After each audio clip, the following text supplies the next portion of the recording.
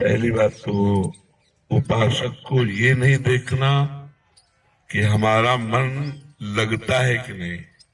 उपासक को नाम चलाने का प्रयास करना चाहिए। पहला प्रयास नाम चलाना है। दूसरा, हमारा जो मन नाम जप के समय बहुत भूत भविष्य की बातें सोचता है, व्यर्थ की बातें सोचता है, पाप की बातें सोचता है, उनका कोई भी प्रभाव मन पर नहीं पड़ेगा। वो सब डिलीट हो जाएंगे क्योंकि नाम चल रहा है। और बहुत जन्मों के संस्कार हमारे नाम में भरे पड़े हैं।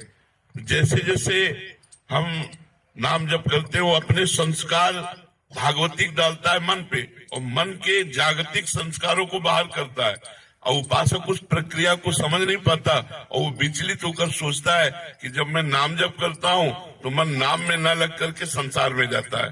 तो पहली बात तो आप निश्चिंत रहिए, आपका नाम जप करने से ही काम बन जाएगा। मन भले संसार में जाए, मन भले इधर उधर का चिंतन करे, उसे कोई फर्क नहीं पड़ता। जैसे अग्नि में दाहिका शक्ति है तो आप भाव से छुओ या अनजान को या कोई जान के जैसे भी छुओगे उसमें दाहिका शक्ति अपना काम तुरंत करेगी, आपको जला देगी, स्पर्श करते ही जला देगी। जैसे अमृत में मारण शक्ति का नाश करने वाली शक्ति विराजमान है। आप जो ही अमृत पिएंगे आप मृत्यु से बच जाएंगे। जैसे विष, उसमें मारण शक्ति विराजमान है, आप जो ही पिएंगे आप मर जाएंगे क्योंकि उसका प्रभाव है। ऐसे नाम में आनंद शक्ति, तारण शक्ति, पाप क्षय शक्ति, दुखों का विनाश शक्ति, ये सब विराजमान है।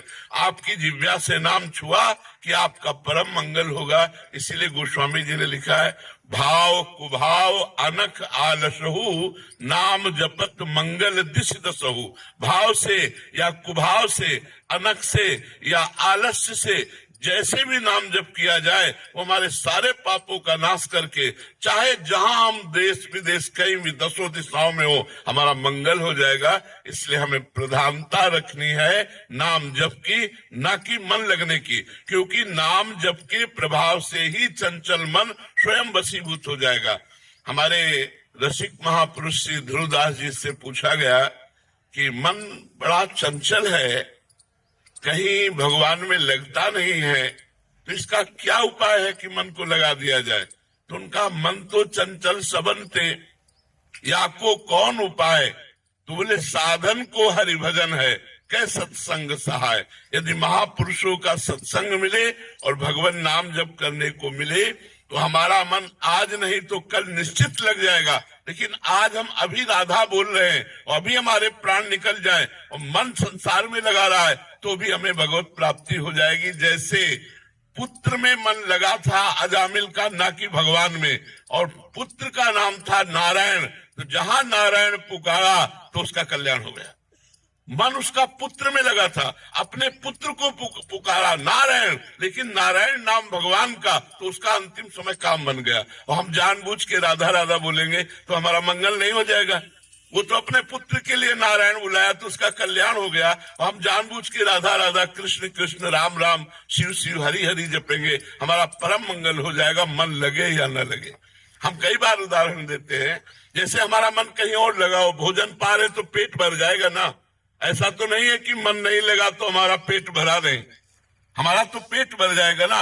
ऐसे ही हम नाम जप कर रहे हैं, मन लगे न लगे, संसार से वैराग्य, भगवान से अनुराग और अपने स्वरूप का बोध, तीनों एक साथ होता चला जाएगा। जब अधिक नाम जप करोगे तो अनुभव में आ जाएगा। इसलिए सबसे प्रार्थना है, पहली बात शराब मत पीजिएगा। अगर इतने लोगों में से कोई भी शराब पीता हो तो आज वृंदावन की पावन भूमि में रज में बैठे हो, शपथ खा लो कि शराब नहीं पिएंगे। वो तुम्हारी बुद्धि को भ्रष्ट करता है, तुम्हारा पैसा व्यर्थ जाता है और तुम्हारे शरीर के अंगों का नाश करता है। कितने लोग शराब पीते हैं इतने में?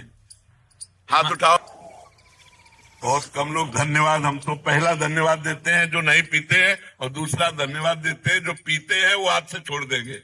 पक्का छोड़ दोगे? छोड़ दोगे? हाँ, पहली बात शराब नहीं पीना। दूसरी बात, राजकीय, राष्ट्रीय और व्यापारिक, इन उद्देश्यों में जो देश विदेश जाते आते हैं या जो हमारे देश के संरक्षक हैं, उनको मांस भी परोसा जाता है। कोशिश कीजिए, हम ना की कसम नहीं खा रहे, कोशिश कीजिए कि आपका आहार मांस शून्य हो।